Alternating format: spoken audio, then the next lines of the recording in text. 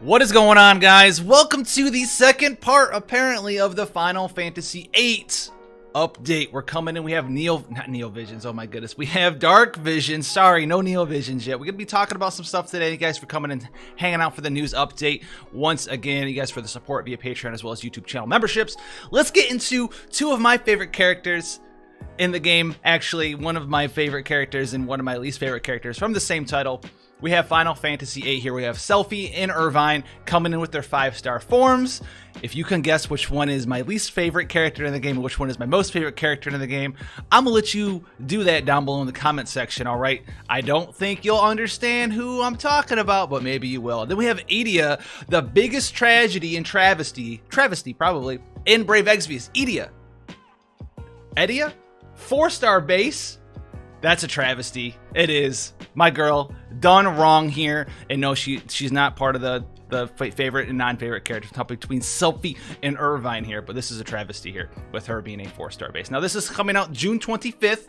We're getting really close to anniversary, and I think we might get some cool announcements. Hopefully, I know you guys out there are looking for the Fan Festa collaboration characters. I think that's probably what they'll end up talking about, but can't really be sure on that front here. Now we have the same sort of situated step up that we are used to when it comes to Brave Exvius. Nothing new here, right? If you want these characters, do the step up, get to pick between the two of them, and you go do the other step up. You can trade in 40 summon coins for the prism as well. They are going to be globally upgraded here, but like we saw with the FF8 banner with Lone Lion Squall, that update wasn't really the greatest. So whether or not these are going to be good updates for global or bad updates, we'll have to see when the characters do come out on the banner this weekend. So we have the global upgraded version of Selphie here. She is a Mage upper arrow, downer arrow character with global upgrades here for her STMR. She's also going to have global upgrades for her character here. STMR is the love for Trabia. Boosts magic by 50%. Unit can equip 2 of any one-handed weapon, so she gets dual wield here with this super TMR. Boosts magic by 30% when equipped with fists, and boosts equipment magic when armed with 2 one-handed weapons. So true dual wield magic here. So pretty good. You're going to gain access to 50% magic, probably 50% true dual wield magic, as well as dual wield, and then 30% bonus magic when equipped with fist weapons, which is not really the mage's normal arsenal of fist weapons here, but her TMR is the Crescent Wish, which is a fist weapon, even though it should look like it should be like a whip or a wand or something. But what are you going to do here? They give 155 magic, 20 spirit, 20 defense, and 20% HP. Pretty decent Trust Master reward here. 155 magic isn't the highest in the world. We already have a lot of trowel rewards that are rods and things of that nature that have higher magic, but this is a fist, so it's going to be the highest magic fist in the game that we have access to here. Featured abilities here, we have ready to rumble, boost own magic, and fill LB gauge for all allies, 1 use every 5 turns here. Slot is coming in, 1 use every 8 turns, enables a random slot ability to be used 1 time every turn. So very interesting. We'll have to see. You know my feelings about random abilities here. It better be the end. We would better get the end in here. Global upgrade here is Booyaka, which I don't remember Selphie saying Booyaka in Final Fantasy 8. I'm pretty sure that was like a Zell thing, right? Maybe maybe it was Booyah. I think Booyah was one of Zell's limit bursts, part of his real attack. I don't even know what his thing was called, where he used a bunch of different fighting skills. I'm pretty sure Booyah was a headbutt.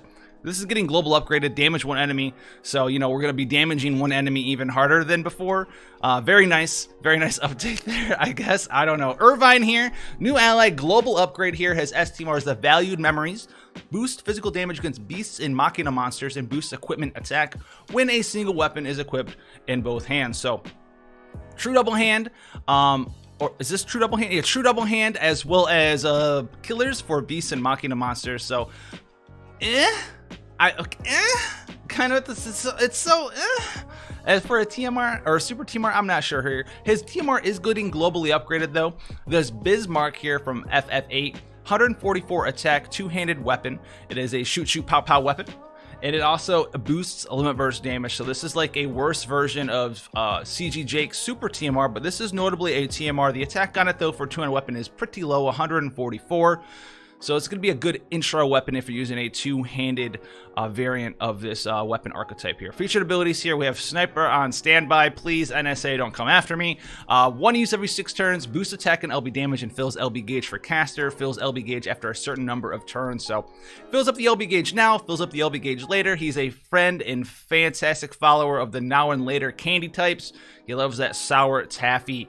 Enhanced shot here, one use every 3 turns, damage one enemy, boost LB damage, and certain abilities are going to get a damage boost from this, as well as quadruple shot. This is going to be his quad cast. All right, activate 1 time each regardless of equipment conditions. So you know, they put this on there because people think that dual wield in multicast work. They don't.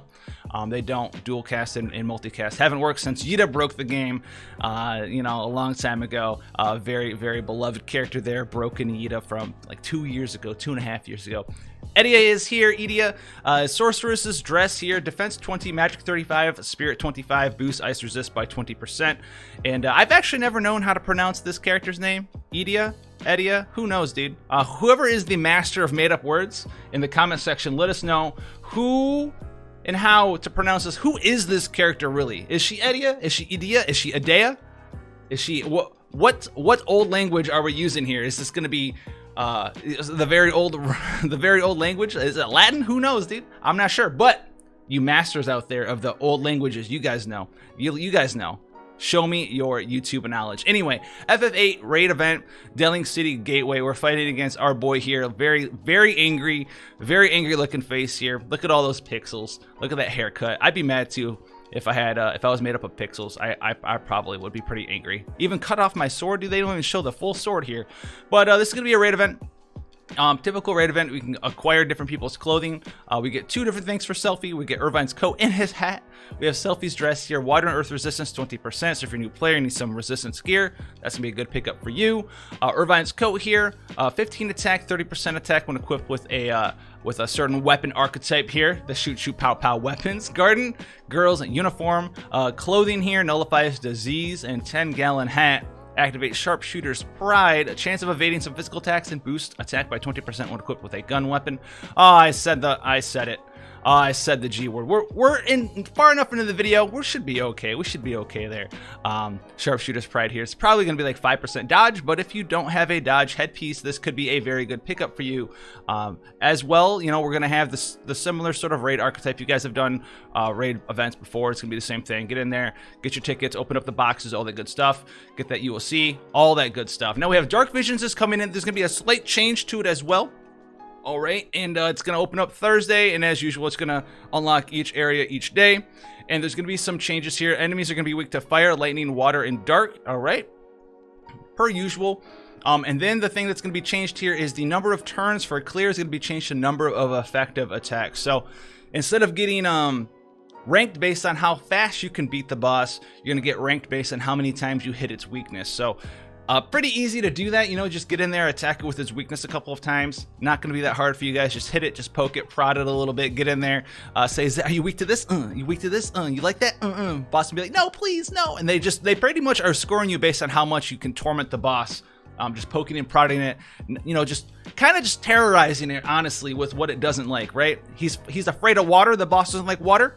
Splash him in the face with water a couple times. And then after you've delivered your nightmare onto the boss, you just wipe him off the face of the planet, and you get higher scores for that. So very nice, dude. Very nice setup here. We're going to be exchanging our dark matter once again for the wand, the rod, I should say, as well as the Ragnarok weapon here. And outside of that, it's going to be the similar sort of effect here with Dark Visions, and we should be able to save and load our parties now. I do believe they said that they were going to make that available to us this time. That should be in there, and hopefully it will be in there. And it should be a less of a, what's the word I want to use? Like, I don't know. Let's say Helter Skelter in Time Waster event there. Now we have the Lunatic Pandora Exploration. This is going to be the continuation of last week's FF8 event. We're fighting the Mobile Type 8. Get in here, take them out. You're going to be getting the ST Defense Junction, which is an activated skill that boosts your or no, it's not an activated skill. It's a passive. Boost defense and spirit by 20%, nullify poison, blind, sleep, silence, paralysis, confusion, disease, and stone. That's pretty good if that's a passive ability. It's weird. It's throwing me off because it says activate single target defense junction, which I think this is an activated skill. because it's got the little ability materia thing next to it. So it's a 20% defense and spirit buff. 100 lapis, excuse me, a rare summon ticket, and this is an activated skill. It's 2020. Can we have, like, I don't know, 200% defense and spirit buffs or something, please? We also have the story continues here.